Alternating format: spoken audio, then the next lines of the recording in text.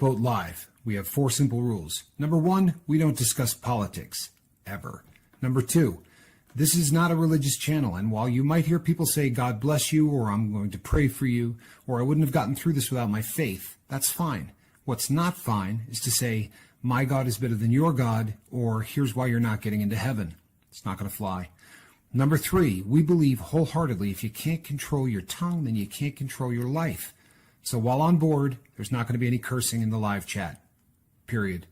And number 4, there is no room for mean people on the lifeboat. Because we discuss very sensitive things from people's past in our group setting, we got to protect those people. The only way they feel confident and comfortable discussing those things is in an environment that is free of trolls and mean people. So if you're a mean person or you're a troll, we're going to block you for life. And if your account happens to be less than 24 hours old, we're probably a little suspicious right from the word go. Why? Well, because there are people in this world who enjoy being cruel solely for the sake of being cruel. It's not going to fly here. But if you're here because you're trying to get sober and live your best life, then you might find that the lifeboat is just that, a lifeboat. I'm Captain Tommy Scoville, and we will see you on deck.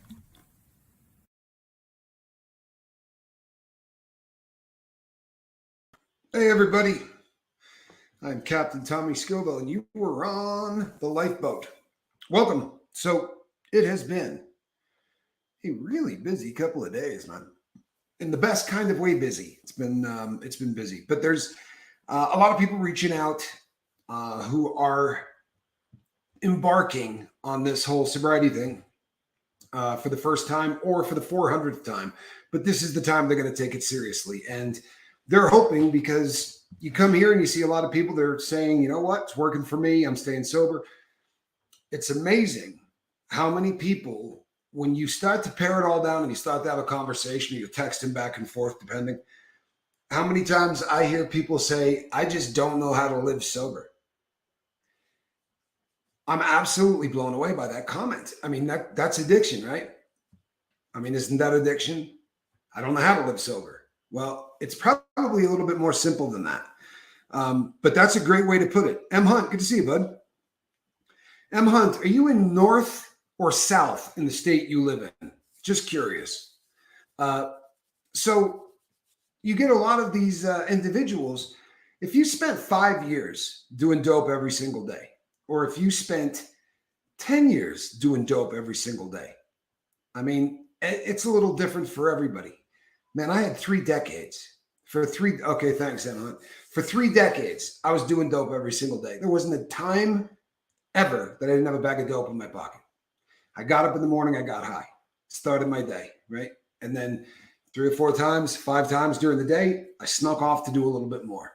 And started out with weed, and then eventually, of course, it went to heroin. But the bottom line is, when I quit at 46, I had absolutely no idea how to live sober. What does a sober person do? I mean, for real, I knew what a junkie did. Made perfect sense to me. I either had dope, or I was looking for money to get dope, or I was waiting on the guy to drop off dope, and nothing else. That was the 3 things that made up all of my life. There was nothing else. So now what the hell do I do, right? The smack's gone. I come up with this realization, and I got a list of all of the people I'm quitting for. Right? I don't want to let down my son. I don't want my dad to die while I'm in prison, right? And I'm going down, hello, snot face. For all of these things, I'm going down the list, right? And I knew I wanted to stay clean for those people. And I knew that this prison thing was getting really old and I didn't want to do this anymore. And if I got another one, one more rip, and they weren't going to let me out. You know what I mean? I wasn't in there on jaywalking. I went in there for bank robbery. And then I went in there for selling a bunch of guns to an FBI agent. Like this is the kind of stuff that the next one you're gone, man. The next one you're gone forever. And this meant that I really needed to get my life in order. However, I'll be really honest. And so many people who are going to hear what I have to say right now think the exact same thing. And if you're honest about it, you'll admit that. But I'm not expecting you to do that now. But admit it to yourself. You come out to this decision that, okay, I'm not going to do any more dope. So what that means is this: I'm just not going to have any fun for the rest of my life. But I realize that dope isn't for me. And I understand that there are people out there that can get high. Sadly, I'm not one of those people. So they get to have fun and kind of balance their life out with a little bit of head change. And I am going to just be miserable for the rest of my life, right? That really is what it comes down to for so many people. They come to the decision that it is simply going to be misery for the rest of their life. And I'm here to tell you something. If it was misery for me, if trying to get through, sorry, I didn't turn this thing off, man. I got to get better at this. If it was going to be misery, if I was going to have to live the rest of my life unhappy, then I just go back to using. At least the addict spends 20 or 30 minutes a day happy. You know, when that plunger first goes down and they think, I'm good.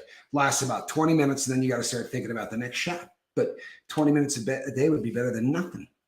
So I got this guy in front of me that's saying, no, that's not how it works, man. You're going to actually have fun.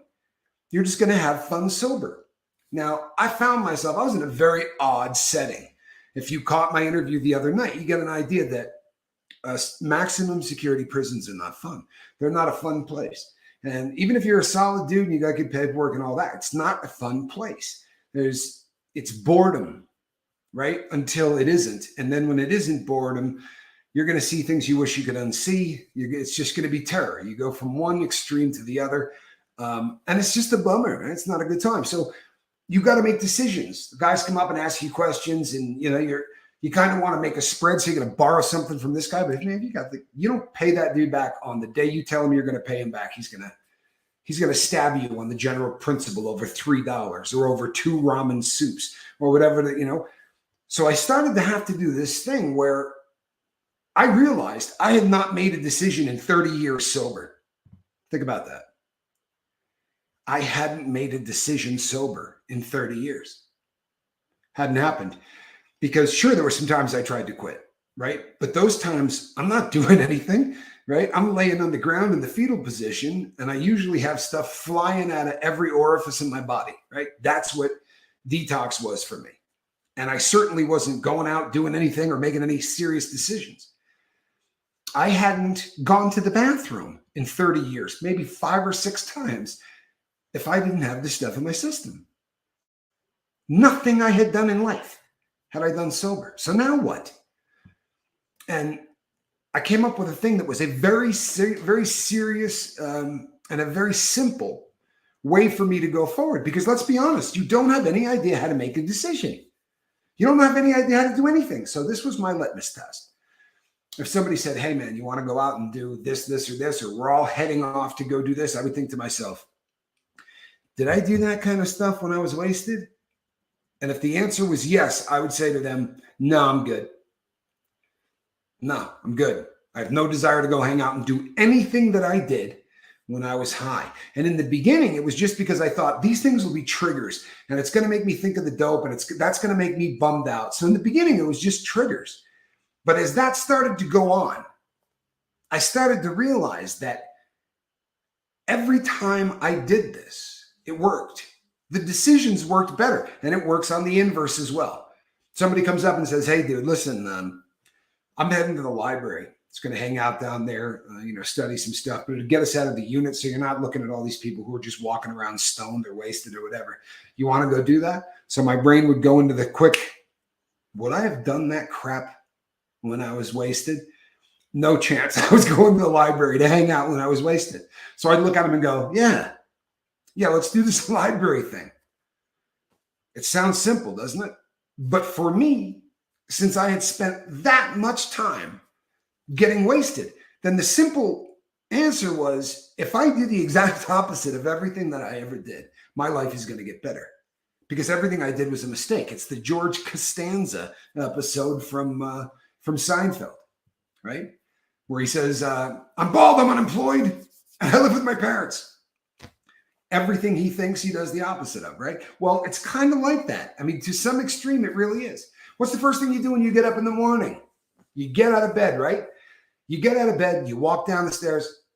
When you were getting high every day, did you make the bed? I didn't make a bed for 46 years.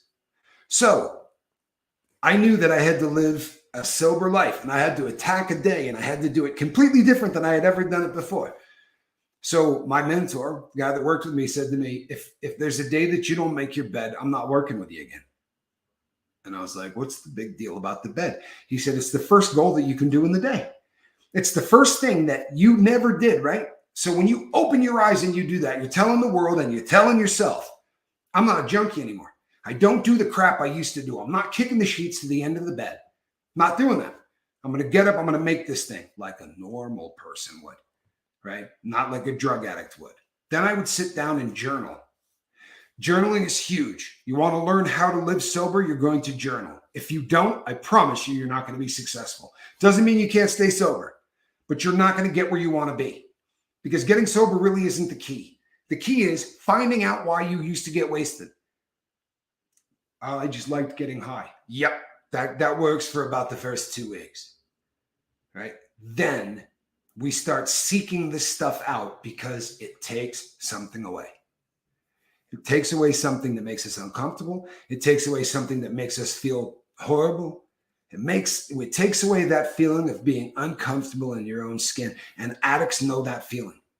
Whether you're sitting in a room completely alone or you're in a room with 60 people, you just get that feeling. And that feeling is just like, you know what, man? Something just isn't right. I don't like the way I feel, right? This is awful. And for some people, that means it's time to get a cocktail. And for some people, it means I'm going to stick a needle in my arm. And for some people, it means I'm going to stick a straw in my nose. But whatever it is, I'm going to change my head right now so that I feel different, because I don't like this feeling. I don't like this feeling. I'm going to make it go away. So you start your day, right? Let me tell you what happens. You go to bed at night, right? And ideally, you're going to journal before you go to sleep. Big time. Super important. Why? If you don't, you come in, you go, all right, you get in your perfectly made bed. You put your head on the pillow and you close your eyes. You think, that's it, my day's over. Your subconscious goes, my day just started. Let's start working through all the crap in this dude's head that he didn't take care of today or yesterday or the day before, right? All of these things that don't make any sense. We're going to work these out now. Your subconscious is in there ripping through files and doing all these crazy things. And how does it come out to you? So I was having this weird dream, right? And that girl from high school was there. Right. And so was my teacher from high school, but he was actually a jailer and he was in the prison. Right. These stupid dreams that make absolutely no sense. Right. They make perfect sense to your subconscious. Bet. They make perfect sense to your subconscious. However, if you write down everything you got in your head before you go to sleep, do you know what you're doing? You're telling the little guys that work at the subconscious part of your brain, all right, here you go. I'm going to give you a head start. I'm going to write all of these things down, right? I'm going to tell you, and I'm going to get everything sort of organized in a way, and you will start dreaming differently. You will start working through problems that you had in a much different way. Now, the drug addict gets up in the morning, kicks all the sheets to the end of the bed, steps out, probably in the clothes he wore the day before, right? That would have been me, right? I get up in my jeans, might pull a shirt on or whatever, and I go stumbling into the bathroom to fix the first shot. And everything that my subconscious didn't work out, right? Doesn't mean it goes away and we'll get to it later. No, it's still in the brain doing this kind of thing, right? And you're starting to just feel uncomfortable and you don't know why you're feeling uncomfortable. Well, I got news for you. When you wake up in the morning, you need an info dump. All of the things that you've got in your head, put a pen to paper, and people call me and write me and say, I don't know how to journal. Look, it doesn't need to make sense at all. You write down whatever the first thing that comes to mind is, and I don't care what it is. I used to like juicy fruit when I was a kid. Jimi Hendrix played a mean guitar. I don't care if it makes sense. If you take what is sitting there on your frontal lobe and dump it onto a piece of paper, your day is going to be different. Think I'm kidding? Try it for 14 days. Try it for 14 days. Empty your skull before you go to sleep and then dump out all the stuff that your subconscious laid out onto the filing cabinets when they were done going to work. It's going to change your life. Now, here's your test. Did you do this when you were getting high? When you were getting loaded? When you were drinking? Did you do this? Okay, then do it. You don't have to trust me. Trust yourself. If you didn't do this when you were getting wasted, then you need to start doing it now. And if you did it, right, what would you do on Friday nights? I'd go down to the pub and me and 3 friends would play darts, until closing. Now I don't drink anymore, right? But I'm going to go down to the pub and play darts because I still like playing darts. Buy a friggin' dartboard and throw darts in your house, because if you go down to the pub with your 3 friends who are going to be getting loaded to play darts, you're wasting your time. You're wasting your time. If you get really, really lucky, you might make it through that first day of throwing darts. You might.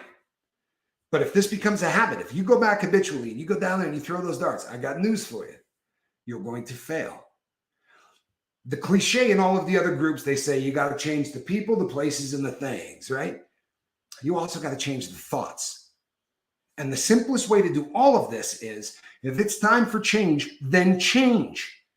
Don't do the things you used to do when you were getting high. Why? Because it's the reactive part of your brain. We do these things habitually, right? It's a habit. 80% of what we do every single day is habitual. How you tie your shoes, how you set the table to eat, how you go to the bathroom, how you shower, how you shave. All of these things you've just been doing time and time again. And if that's 80% of what you do every day, think of how many years of your life you spend doing things that are just habitual. If that tells you anything, it should tell you your brain digs doing things habitually. So make it a habit to make your bed. Make it a habit to sit down and write the things that you're going to do that day. Get organized. As a drug addict, did you make a list of what you wanted to get done? Raise your hand, right? Nobody. Drug addicts don't do that. When you're in the life, nothing matters but the life. Get organized. Write down what you want to do that day. I bought a giant dartboard a while back. Bought a telescope, started a garden. I've tried many things I never would have. It's good stuff, isn't it?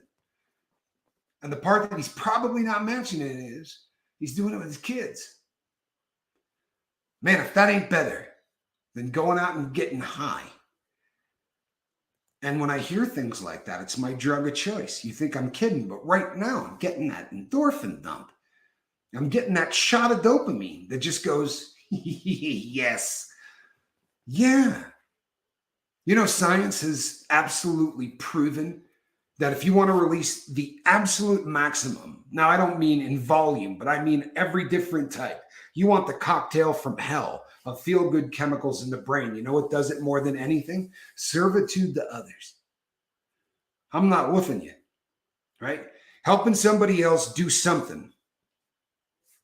You know what? I think Scoob's doing better.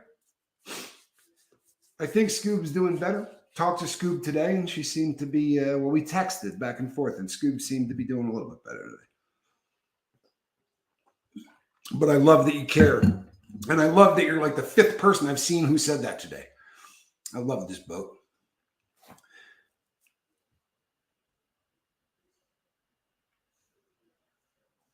Sorry, I was reading something. I shouldn't do that because it's dead air. Like if you just came into the lifeboat, you'd be like, what the hell's he doing? So a very simple thing, right? Start your day. You get up, you make your bed. Everything you're going to do, these are the habits that you're going to do as a sober human being. And I'll tell you something else. It's a stone cold fact. If I say to somebody who's new in this, right? You come to me and you say, Tommy, I'm doing 2 grams of dope a day. I'm not working. I'm not doing this. This is my life. And then I start drinking at about 6 o'clock at night. That's not really my thing, but I usually drink, 6, 8 beers, whatever. That's my life. How are we going to change? I'm going to say, trying to quit the things that you have been doing habitually for 30 years is a difficult thing to do.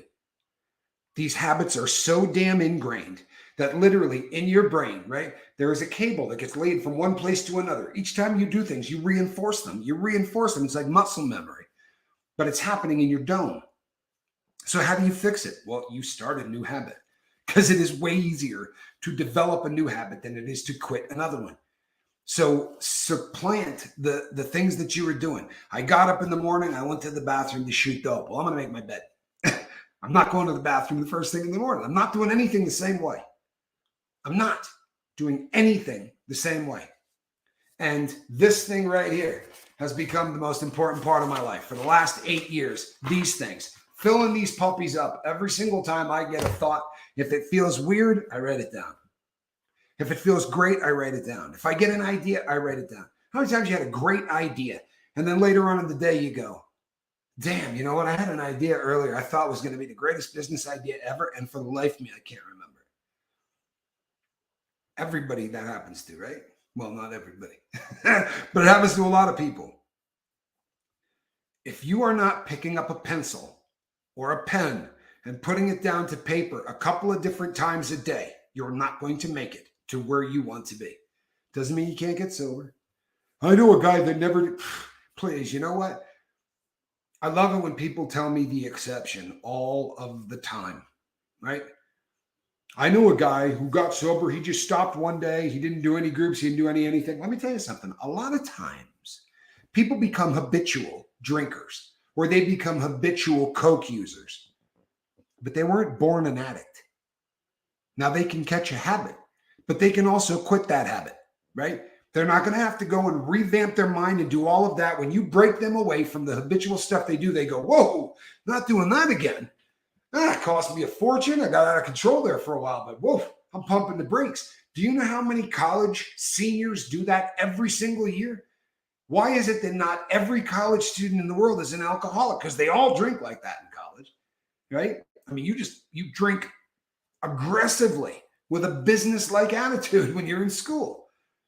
And then most of them just say, it's time to put all of that kid crap away. I got to get a job, got to look for a wife, or a husband or whatever. And then you got that 4 or 5% who just keep doing the exact same thing. They try to go get a job.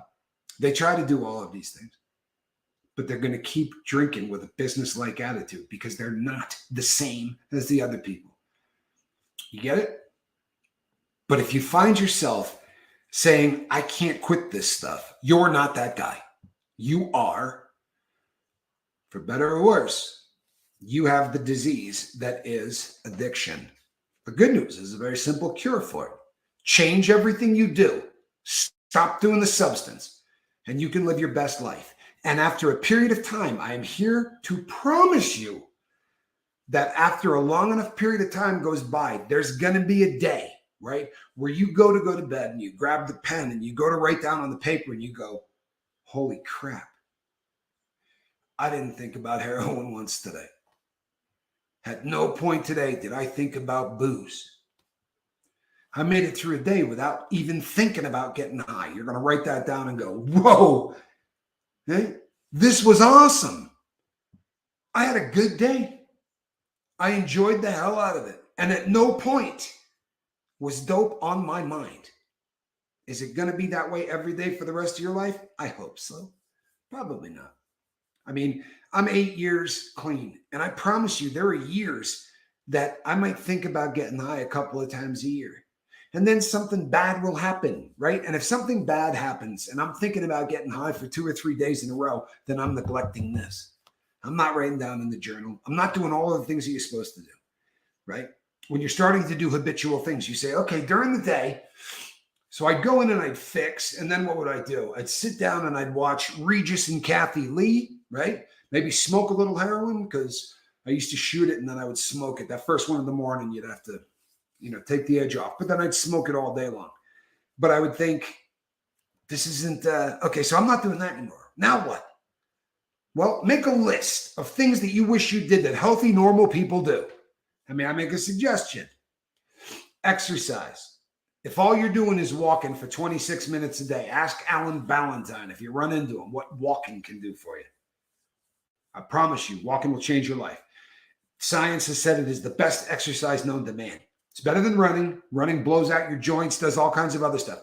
26 to 28 minutes of walking a day. Good brisk stuff, 4-mile-an-hour pace, right? Clears your head, makes you look at all kinds of other things. Do that while you were doing something else that's habitual. Why is that so important? I'll tell you why that's so important. It's important because when you first quit any of these substances, the hardest part for you is going to be going to sleep. Your brain is not on board for the sobriety thing. Your brain wants to do what it has programmed itself to do. It doesn't want to learn new things. It doesn't want to have to deal with anything new. It just wants to get back. 26 minutes will do it, Goosebumps. 26 minutes will do it. They say after that, you're starting to get a decrease. You know, you don't want to be working joints too much or anything else. It's a diminishing return. It doesn't mean you can't walk longer. But 26 is what they say is the right in the wheelhouse for perfect. You know what, Jimmy? If you are a wreck, you can start out with steps this big. There is a man who might be listening to this channel. He might not. He does it from time to time. He was in prison with me, right? We'll call him Austin. And Austin was, I'm not exaggerating, Austin was about probably 370. We had this weigh-in. We were all going to try to go lose weight. And he said to me, what do you think you weigh? I said, I'm probably at about 260, 265. And he goes, I'm coming in at 280. And I go, brother, you're 20 pounds heavier than I am? He said, yeah. I said, oh, no, you're not. Like, I don't think you have any idea. We went down there, and I don't think he ever let any of us know what he weighed in at. If I had to guess, I would have said 350. He was a very, very big dude. I mean, just huge dude. And one day he said to me, this is it. I'm not walking out of prison looking like this. He said, I'm going to start losing weight. And I said, what's your plan? He said, well, I'm no longer going to eat anything white, right? No more bread, no more rice, no more potatoes. He said, if it's white, I'm not eating it. And we lived in a unit, a prison unit, where the cells were along the outside, right? So there's an upper and a lower tier. So there was basically a walking path. Now there's going to be people on it. They're coming in and out of their cells, but he's probably the biggest dude in the unit. I mean, sheer volume size, he was absolutely huge. But he would walk as fast as he could. And he would do it for an hour every single day. And then he would go into his room and do this routine that looked wildly like Jane Fonda workout. Like, I'm not busting on him, but you said I'm a wreck. This dude was such a wreck that when he first started, I mean, you're talking about a guy that's going in and saying, my goal for the day is to do 3 push-ups. And then you look at this guy 7 months later, and he's in there going like this, right? And he's lost about 25 pounds. Well, I get within 6 months of the gate, and they send me to a different prison, and he's got about 8 months more than I do. He gets out, he looks me up, and he sends me a picture of him. And I almost had a heart attack. Like, this dude got down to probably 180, 185. He just does not look like the same human being at all.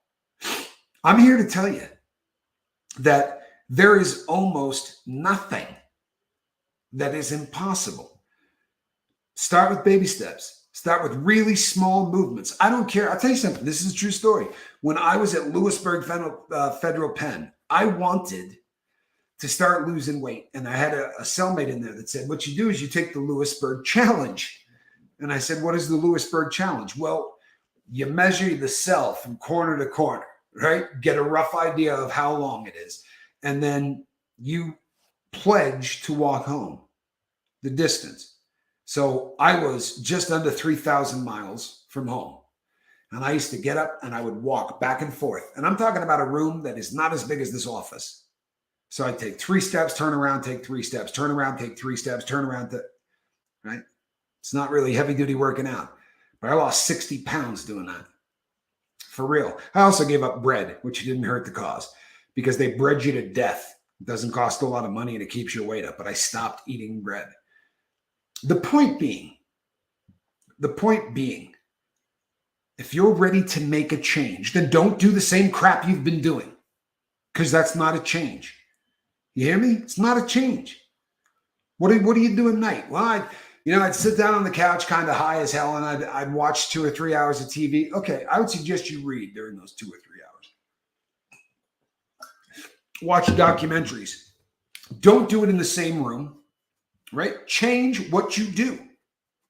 You stare at the same 4 walls. Take it from a convict. You stare at the same 4 walls for a period of time. It will change what you think. You will not think normal thoughts if you stare at 4 walls at the same time. That's when automatic negative thoughts, ants, start going all over your brain. It's why guys in lockdown units go insane. For real. It's why guys who do solitary confinement go insane. On a real yard, you're only locked down for probably 10 hours a day that you're in your cell. All right. The other 14, you're out and about. You can go outside. You can go to a rec yard. You can do all these different things. It's not like freedom, but you can vary stuff up. You sit and stare at the same four walls. You're going to go nuts. For real. When I was at Lewisburg, I spent 3 years on a lockdown unit. I didn't get out of that cell more than 1 hour, 5 times a week. The rest, and then 3 times you're let out to shower, right? So 8 hours a week, you were out of that cell. The rest of the time, you're just locked down. And it is really hard not to go insane. It really is. So you start reading a book a day. You have to come up with ways so that you do not go bat-crap crazy. But you can. You can. You start going, you know what? Nothing in here is working. Well, then I'm going to change everything I'm doing. How do you do that in there? Well, you say, from this point on, I'm listening to AM radio until the sun comes up, and then I'm going to bed. For real. I took the circadian clock and turned it upside down. I slept all day long, right? I would wake up just to eat the meals. And then I would get up when everybody else was going to bed because it was just an easier time. I didn't listen to people screaming. I was able to put earplugs in, lay down and go to sleep. I didn't have to deal with all of the things that were making me go crazy. And at night I could pop in the earbuds and listen to Coast AM and laugh. But everything, you change what you do. So I'm in there talking to my cellmate about it. And by this point, I'm Tommy Scoville, the captain. Like, I knew what I wanted to do. I didn't know I wanted to do it online, but I knew what I wanted to do. And I said, I'm in a bad place, man. I'm journaling, everything. I'm in a rut. Like, I'm in a bad rut. And so when they came to bring me my food the next day, I said, hey, from this point on, I'm a vegetarian. And the guy said, man, you don't want to do that. The cop. He said, you know how bad the vegetarian meals are? I said, look, from this point on, I'm a vegetarian. I'm a meat eater, people. I am a meat eater. But I thought, you know what? I'm changing everything. I'm not doing the things that I was doing because they're not working. I relapsed after that trip. After Lewisburg, I relapsed. I went back to the street and I got high. I didn't have the concept of commitment. Full on, shove all of your chips into the center of the table and say, if it's worth doing, it's worth overdoing. This I'm putting before everything else in my life. Now, I know that there are some religious cats that are going to hear me say that and say, God's got to be more important than anything in your life. Sobriety can come second or whatever. Let me tell you something. God is a huge part of my life, but I forgot who the hell he was when I was using heroin. I didn't care about him. I didn't care about my family. I didn't care about anything other than heroin. And I'm not saying that's who you are with your drug, but that's who I was. So for me, sobriety becomes more important than anything because without sobriety, there's no God. Without sobriety, there's no family. Without sobriety, there's no job. There's no health. There's no anything. There sure as hell ain't no lifeboat. Sobriety has to be the most important thing in my life. And that's just the way it is. You know, that's how it has to be. Full commitment. Shove all your chips into the center of the table. Okay, now time for a change. Let's talk about some other things that are going to bum some of you out. Right? I get a lot of emails. I get a lot of phone calls and I get a lot of text messages from people who are in horrendous situations. You follow me? They are in really, really bad situations. You talk to somebody and they say, well, you know what? I've been with the same person for about 8 years. And, you know, he gets physically violent. Not often, you know what I mean? Not often, but, you know, every once in a while, you know what? It's not okay for a guy to hit a woman ever. And if you're in a relationship like that, and that is making sense to you, it's time for a change. There are times on this planet where the best move is cashing out your chips, cutting bait, saying this isn't working. This is a bad situation. It reminds me, every time people talk to me, it reminds me of that song by Pink Floyd. Then one day you find 10 years have got behind you and you're going, what the hell did I do?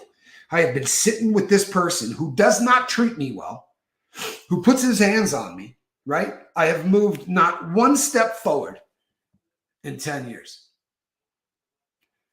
Take it from a guy who pissed away 13 years of his life. Time is the most valuable commodity you've got. You have to be viciously honest with yourself and your situations. If you are writing things down in your journal every single night and every single morning, your journal is going to tell you to get the hell out of that relationship. The journal doesn't lie. It doesn't. You go back and you read the things that you wrote and it will scream, get out of this relationship. You got a job that you go to and the boss is a jerk. If you have a job in this country, do you have any idea how easy it is to get a job in this country? You don't like the job you're in? Go shop for another one. Oh, you know what? I'm 50 years old. You think I'm going to start a new business at 50? I did. Fresh out of prison, I started a business. Think about that. A bank robber. I sell really expensive and vintage watches. Does that sound like something that a bank robber fresh out of prison could pull off? You just got to decide what you want to do and do it. You cannot stay in a situation that is not good. I was doing something and I was saying, I'm miserable. I don't like doing this. Well, what do you like doing? Seriously, this is a Q thing. Well, what do you like doing? Nothing that they're going to pay me for. That's not what I asked you. What do you like doing? If I could do it all over again, I'd play with watches. Well, then go do it. Go do it. Put a little money aside, buy some watches, start selling out the ones that you got. It's a beautiful thing. Find out what you want to do. You are never too old to start doing what you want to do, but you got to start making changes. And I mean quickly, really quickly. That is a huge thing.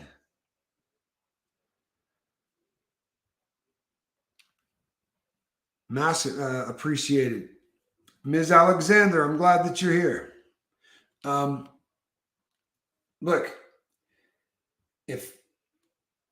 don't ask me if you're in a bad situation. Journal. It will tell you if you're in a bad situation. Sorry.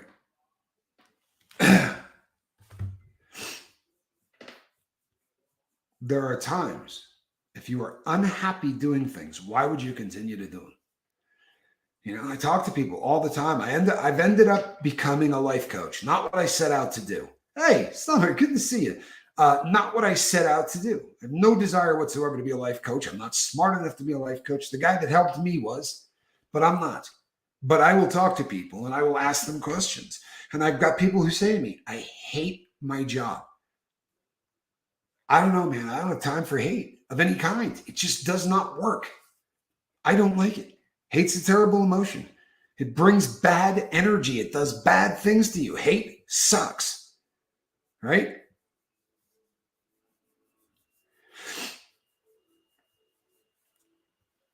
Yeah, just, you know what? I'm going to stick with that one forever. And that's sorry. That's just how I feel. Summer, it really is great to see you. Glad you're doing all right. It's, don't do something that makes you uncomfortable. Don't do something that makes you mad, right? Don't. Find something that makes you happy. But the biggest impediment to every single thing that you're going to do going forward, if you have any hope whatsoever, wait a second.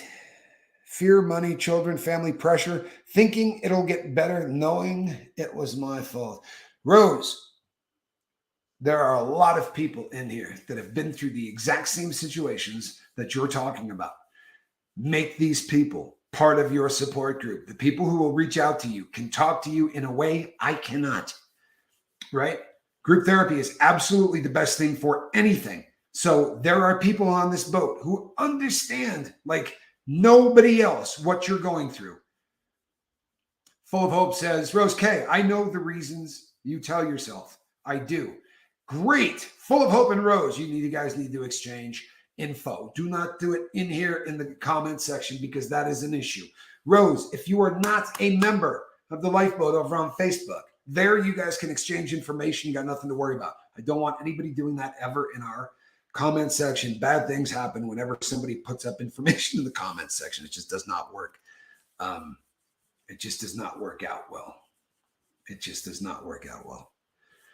I went from shooting heroin and meth, digging in dumpsters, walking the streets at all hours, talking to people that weren't even there, in and out of jail and rehab, to being a licensed contractor. Tell me you don't love that, people. And you know something? There are people who I talk to today who are describing your old life, right? It really is difficult. And I do not pass judgment. Addiction is horrible, no matter what the addiction is, right? But every single one of them has very distinct characteristics, right? And what he just described, what are the odds that everything he described happened, 2 miles from here? There are people doing the exact same thing that he just described. Going through dumpsters, scrapping for metal, right? Doing all of the same things that people on meth do everywhere in the world, right? They work on cars for 5 days straight, and they're never getting paid for anything they're doing. They're always swapping a bag for this or swapping a bag for that, or taking something stolen in exchange. It's just a matter of time before those people get incarcerated again. It's a lifestyle. So when I say you got to change everything. So a guy comes by and says, hey, man, I got a car and the engine needs some work on it. I know you're good at that. I give you $150 and a scooter. If you can get this thing, ask yourself, would I have done this when I was on meth? Yeah, I probably would. Tell him no. Tell him no. Don't fall into the same friggin' behaviors that screwed you the first time, because they're going to screw you again. Your brain likes reactive stuff. It likes habitual stuff. Well, dumb stuff is habitual, and it gets tied to drugs. So you start getting high, and you're going to be doing the exact same things over and over and over again. Ask yourself, would I have done this on dope? Would I have made my bed? Would I have journaled? Would I have tried to eat 3 meals a day? Would I have opened doors for people? Would I have smiled at every single person I met? And would I go out of my way to help a stranger maybe get off dope? No, you wouldn't do any of those things. Well, then I'd start doing them. Start doing them and watch all the cool things that will happen. Doors. I'm 8 months clean, says Dennis Brace. Dennis, good for you, man. How cool is that? Good for you. That is awesome. That is awesome. Check this out.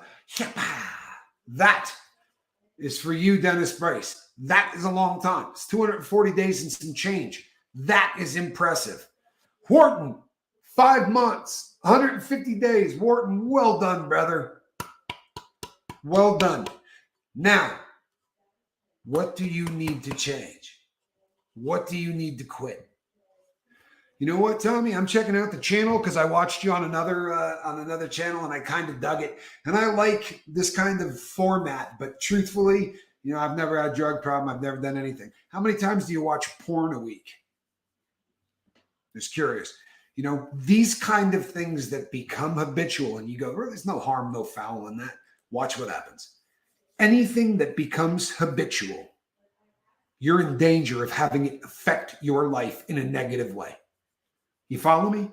It will affect your life in a negative way. Shimmy! 177 days, almost half a year. Well done, my friend. Well done. Yeah, you clip that half a year mark, and the second half goes a lot quicker than the first half. You start picking up some momentum from behind you. Goosebump 801, good to see you again here. Glad that you're here. Habits. Habits can be activities. They can be people. For real. You can get addicted to being with somebody that you should not be with. Todd G says, 2.5 years. My first 6 months were hell. I believe that. I'm glad Snotface is here as well. Ultramagax says, congratulations to everybody on their clean time. From 1 hour to 20 years, you're all miracles every second you intentionally stay clean. Damn, that's a great comment. That really is, man. That's just solid. Let's leave that up there for a minute. That's just solid. Snotface, what are you sorry for? You're good. You got an Alice picture for your that buys you a lot of check it out. Check it out. This was a gift from a crew member. I love this shirt. Jimmy says, thanks for all the congrats. I'm still struggling with porn though. Hey, you know something? To say that out loud, right here, right now, man, what a great start. That's a tough thing for people to say I'm struggling with. We've had people here who've come on and told the whole group and said, that's my issue. That's my problem. It takes guts to come in here and say, I'm watching too much porn. It does. It takes guts. I'm proud of you. And saying that out loud is the start, right? And here's the other thing. It's habitual, right? We know what you do, what everybody does when they watch porn, right? It's not like you just throw a little porn on and then you go work on a motorcycle, right? We know what porn is going to do. Something leads up to it. Porn becomes a coping mechanism the exact same way that the bottle becomes a coping mechanism. Right? You start having a bad day, you start having whatever, you're like, you know what? Or that boredom comes in and you start feeling uncomfortable in your own skin. So you go get a head change. And you do it just a different way. But it's still doing the exact same thing. It's becoming a coping mechanism. And your coping mechanism needs to be, we are here for you, Snotface. I promise you. Let's see something here. You had a mishap tonight. You've not told anybody else about this. Well, you're in the right place. You are in the right place. Nobody here is going to judge you, Snotface. Nobody here is going to judge you for anything. Full of Hope says, porn is everywhere, all ages. It's absolutely true. And here's the thing. You know, that's another one. One of the reasons porn is hard is because people say, honestly, what's the big deal? You know what I mean? So they're looking at, there's a huge deal. It will start to unravel your life and you won't realize that it does. But it's just, and it also sets you up for things that are no good, right? Honestly, it changes people's sex lives. You stop, in my humble opinion, and there are actually a whole lot of studies to back this up, but it's kind of a nice thing if you actually learn to revere women and care about them. And most of the porn is pretty disrespectful to women across the board. And I don't know, for me, I don't need that imagery in my life. I really don't. I just don't need that imagery in my life. Tommy Bird, he says, I used to watch porn every day. It was a problem. Married to my wife for 12 years, who's 10 years younger than myself. For a while, I was the point. Now I'm just tired. You know what, Tommy? You're a good dude, man. Ultramayak says, it's a good thing to bring those things to light, Snotface. No matter who you tell, you have to tell somebody. Don't let it fester in the dark. Not feeling great about it. Not feeling great about being here if I'm not doing it, Snotface, here's the illustration we use all of the time, eh? If you went down to you went down because you had cancer and you walked into an oncologist's office and you say, listen, I'm hoping to get a little treatment. As it turns out, I got cancer. And he goes, you got cancer? Man, get the hell out of here. We don't want people with cancer here. Right? You go to a hospital because you're sick. You go to the lifeboat because you do drugs or you have a habit or there's something that's habitual in your life. We don't ask people to leave. For the love of God, don't leave. Seriously, if you're catching a buzz or doing anything that's making you uncomfortable, this is where you need to be. And there's nobody here that's going to judge you for it. There are people on this boat whose names shall remain anonymous because that's how we do everything. But there are people on this boat who came here every day, right? Every day for probably 7 months, loaded. Every time they were here, carrying a really good buzz. And then one day, something that they heard made them stop, right? But I'm going to tell you something right now. Snot face, I'm going to tell you something right now, right? One of the long-standing jokes around here is this: the people in the know, psychiatrists, psychologists, anybody who works in drug rehabilitation, you will never hear one of them say, so if you've got something that you're kind of ashamed of, or if you've got something that you've done that's really making you feel bad, here's what you want to do: pull all of that inside. Don't tell anybody, right? And just bottle all of that up, because that's going to help. No, man, Ultramagot's right. If you don't let that out, it will eat you alive, right? You got to let that stuff out. And you don't have to tell us what it is. You don't. If you feel at a later date like you should mention what you did, then mention it. You don't have to. No one's ever going to judge you. The fact that you said, hey, man, I had a mishap tonight, it's good enough. Nobody here is ever going to give you any crap for that. I promise you. So, but here's what I would recommend to anybody that had a mishap ever, right? Whether it's tonight, tomorrow night, yesterday. There are two kinds of mishaps, right? There are bad mishaps and there are good mishaps. There's really three kinds. There's also the great mishap. And the great mishap is the last one you ever have. If you learn what caused you to do what you did tonight, this is why journaling is huge. Because you write down something and, so-and-so at work really pissed me off today. They said this, and this, and then they did. And you start writing this stuff down, and you wrote that for about 3 days. And then on day 4, you wrote down, man, today I just went out. I don't even know why I did it, but I stopped at a bar. I had a couple of drinks. You go back and read your journal and you're going to go, holy crap, this started on Monday, right? On Monday, I got pissed at something. And instead of coming and talking to somebody and just letting it out, I did that thing that Tommy says never do, right? I just held all of that in. And then when it finally bubbled to the surface, I dealt with it with a cocktail. Or I dealt with it with a bong hit, or I dealt with it with whatever your drug of choice is. I don't care what your drug of choice is. And I'll tell you something. I don't care if you're doing drugs. It may sound really stupid, right? I don't care if you're doing drugs. But if you're addicted to them, right? If they are making it uncomfortable, if it is making you live a life that is no longer your best, right? If there are negative consequences from these substances and yet you're continuing to do them anyway, then you need to quit. I seriously was totally against counseling for myself 4 years ago. I thought you people need counseling. Fine, but I don't, just not for me. Wrong. It's drastically changed my life for the better. I was the most virulent, don't you talk to me about any kind of counseling person on the planet. I really was. I fought it tooth and nail until I met a person that did it so much differently than anybody else, that I probably was working with him for a month before I realized that I could call it counseling, right? What this dude was doing was changing every single aspect of my life. And I guess he was a counselor. I kind of think of him as a mentor. Really amazing human being. Really amazing human being. And you never know where you're going to find people that can really change your life, right? 1 minute at a time, says Full of Hope. I sat outside a liquor store for 2 hours last night. I got out my phone and I watched the lifeboat. Oh, man.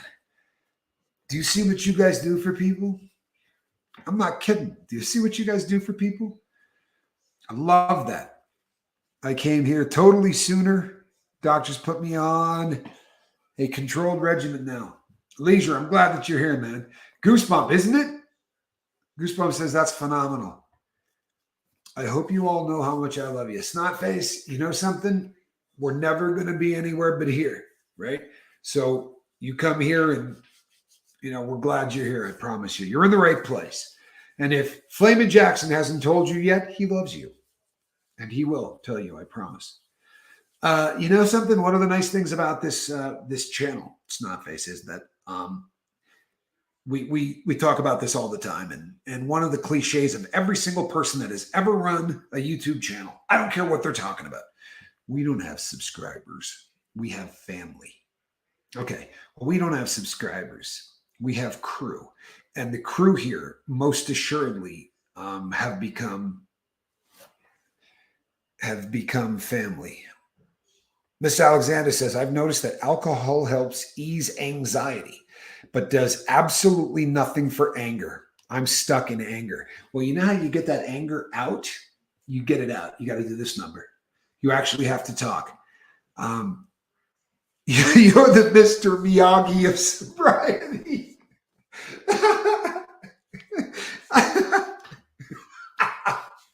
That is the funniest thing I've ever heard. That's really funny. Oh, that's funny. My sponsor would answer 24 hours when I asked his clean time. Yeah, because the 24 hours is all that matters, right? It's one day at a time. Summer says, you were all amazing. I'm reminded once again why this boat is so important. I needed this tonight. Well, we're glad you're here, man. We really are. Hey, Snotface, let me tell you something about shame, right? Shame sucks. It's a pointless emotion. Doesn't mean you should not feel bad about things that you've done. You should, right? Guilt's okay. You can feel guilty about something that you did, right? I lied to my family for 30 years. I should feel guilty about that. I really should. Shame is a completely different thing. Shame is what happens when you don't deal with guilt. It becomes shame. If you deal with guilt, you accept what you've done, right? You get it out, you deal with it. You then can move on. And when you move on, you're not going to feel ashamed. Has it occurred to any of you that I come here and I tell you everything? Right? It's because I'm no longer ashamed of my past. I've dealt with it. I guess I would tell them to reach out to a friend, but unfortunately, I don't have any friends aside from family right here. That's why you're here, Snotface. That's why you're here. And I'll tell you something. This is you ever heard the expression, you can't pick your family? Okay. At the lifeboat, we always say, why the hell not? Why can't you pick your family? For real. Why can't you pick a brother? Why can't you pick a sister? I got brothers and sisters from this channel. I promise you, they're people I care about enough that if I get a phone call at 3 a.m., I take it, right? That's huge. That is huge. And you go back and start watching some videos. You realize that a crew member once called at 3 o'clock in the morning having an overdose? Might not have been 3. It was the middle of the damn night, though. And we were actually able to get the person through that. But goosebumps, let me tell you something. Tears are the telescopes through which we view God. There is nothing wrong with crying at all. And if you go back and watch a couple of videos of mine, you'll catch me crying in at least 10 of them. Like I have absolutely no problem just letting it go. I think tears are healthy as hell. I really do. You know what tears prove? That you're not bottling it up, right? If you're feeling it enough to just kind of let it go, that's a beautiful thing. And I promise you, you will benefit from it. You will feel better, right? You're actually going to deal with the things that are bothering you. So don't feel that shame stuff. Get that guilt, work through it. Ashamed is bad. I mean, if you did something stupid tonight, accept it, right? Accept it. Talk about it, get it out, and then move on, right? If you learn from what happened today, then that's great. That's fantastic. You have to realize, I don't know what you did. So we're going to use as an example just somebody that decided to get loaded when they were trying to stay sober, right? Whatever, because it doesn't matter. Put your favorite, activity or whatever in here, right? We do these things for a reason, always. So the job in sobriety, because we don't know how to live sober. That's how we started this show tonight, right? We don't know how to live sober. So your job is to figure out what tonight made you go do what you did. Grab a pen, grab a piece of paper, and start journaling. If you haven't heard the journaling, back up and listen to the beginning of this because I talk about it a lot. Greg F., glad you're here, man. Good night. Still praying for you, brother. Hope you're doing well. Greg's another one that has been here since the Tommy Scoville show. Long, long time. So if you know what caused this snot face, then this is a great slip up. It really is. If you know what triggered tonight's activity, then this is a great thing. You honestly should be celebrating. Mine is because my past still keeps haunting me. I get that, V. I really do. Full of Hope says, love you, Snotface. And she absolutely means that. She really does.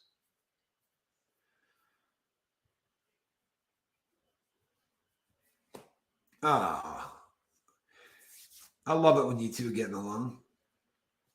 That's beautiful stuff. Virginia says, love you all. Have a great evening. Love you too, Virginia. If you have never heard the show where Virginia did the call in, then you just need to go through all of them until you find it because it's absolutely unbelievable. Goosebump 801 says, we'll journal tonight. That's what I'm talking about. Right before you go to bed. Summer, we love you too. And that's no joke. We really do have a family here, man. We really do. And it is, did I just see it? I think I just saw it. Everyone have a great night and a better tomorrow. Cat, squirrel, Tommy, praying. It is that time of night. We have hit the top of the hour. And you know what that means around here? Yes. That means we will see all of you, right? About 11 hours from now. We're going to meet in the morning. And we're going to say things like, did you journal last night? Did you? All right. I love this boat. I'm Captain Tommy Scoville. And this is a cat in a basket.